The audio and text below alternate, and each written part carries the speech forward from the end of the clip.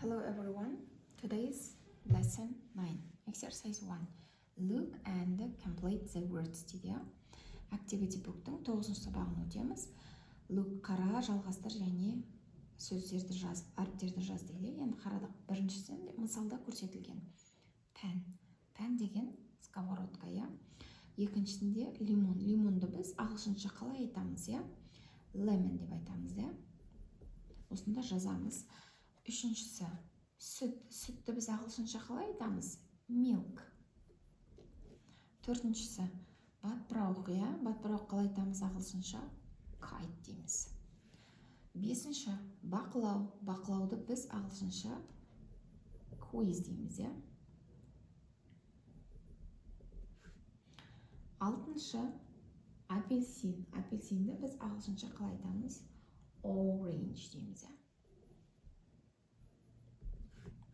Бірінші жаттығуды жасадық. Енді келесі exercise 2, екінші жаттығу. Мына жерде берілген, біз тек қана үстімен басып жазып шығуымыз қажет, я. It's milk деп тұр, я. It's milk дейді, я. Milk дегеніміз бізде сүт. Бұл сүт дейді. Бұл сүт па? Жоқ, бұл жем, я. No. Яғни біз no вариантын белгілейміз. Келесі. It's a nest. Бұл құстың ұясы ма деп тұр, я. Бұл құстың ұясы деп тұр, я. Жоқ. Дейміз ба? Иә дейміз ба? Әрине бұл құстың ұясы, яғни yes деп жауап береміз.